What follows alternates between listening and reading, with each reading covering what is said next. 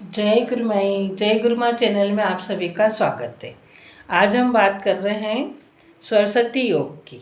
अभी बसंत पंचमी आने वाली है, 23 जनवरी को बसंत पंचमी है। और बसंत पंचमी पे हमें क्या क्या उपाय करना चाहिए। बसंत पंचमी हमारे सरस्वती जी का दिन है। जो बच्चों ने सरस्वती मंत्र ले रखा है, बहुत से स्कूलों में भी यह मंत्र दिला देते हैं, या पेरेंट्स से भी इस बात पे ध्यान देते हैं कि जब बोलना सीखता है बच्चा, तभी से उसको सरस्वती मंत्र दिला देते हैं और वो उसकी आराधना करते हुए उसको आगे बढ़ते हैं। तो जो सरस्वती मंत्र यदि बच्चा कर रहा है, तो उसे तो अवश्य यह बसंत पंचमी के दिन सरस्वती जी की पूजा करना चाहिए, उन्हें सफ़ेद फूल चढ़ाना चाहिए और इसकी पूजा पाठ करके ये मंत्र हमारा जो है वो एक माला मंत्र जप हमें करना चाहिए। सरस्वती योग कैसे बनता है? सरस्वती योग हमारी पत्रिका में गुरु, शुक्र और बुध, ये तीनों ग्रह यदि एक साथ बैठे हैं या एक दूसरे से दृष्टि संबंध बनाते हैं और बहुत अच्छी जगह पॉजिटिव बैठे हैं, उच्च राशि में बैठे हैं, तो ये हमारा ये सरस्वती योग अपन पत्रिका देख के बता सकते हैं कि आपका सरस्वती योग बन रहा है। सरस्वती योग बन रहा है तो उसमें आपको ये फ़ायदा होगा, और वो फलित भी होना चाहिए। योग तो बनता है लेकिन वो फल दे रहा है नहीं दे रहा है, ये भी हमें देखना बहुत आवश्यक है। तो फल यदि दे रहा है, यदि वो अच्छी सारी अवस्थाएं उनकी अच्छी है, तो हमें क्या करना चाहिए कि एक मंत्र जो हमारा है वो बसंत पंचमी के दिन अवश्य हमें वो पढ़ना है।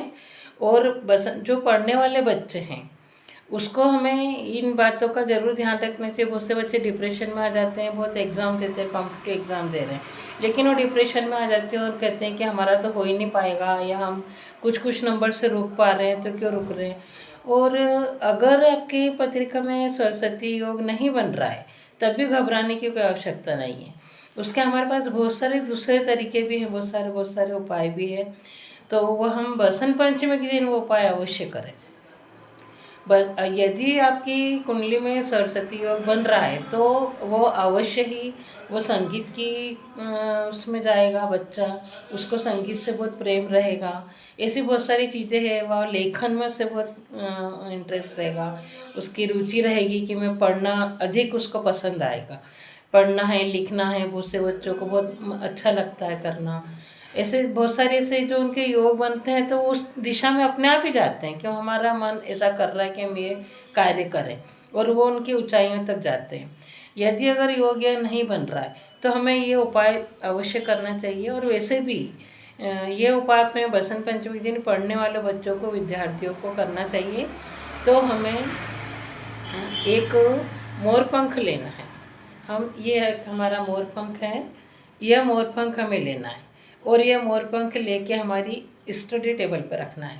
जो बच्चे पढ़ते हैं, जहाँ अपनी टेबल रहती है वहाँ पर अपना एक मोरपंख रखें, और मोरपंख को हम साक्षात सरस्वती जी मानें, और साक्षात सरस्वती जी मानकर हमें उन्हें पूजा पाठ करें और सरस्वती मंत्र हम पढ़ें और हम उनकी आराधना करें।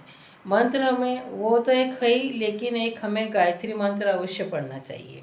हर बच्चों को, पढ़ने वालों को गायत्री मंत्र अवश्य ही पढ़ना चाहिए। चाहे वो 5 बार पढ़ ले, 21 बार पढ़ ले, अगर हो सके तो पूरी एक माला भी करें।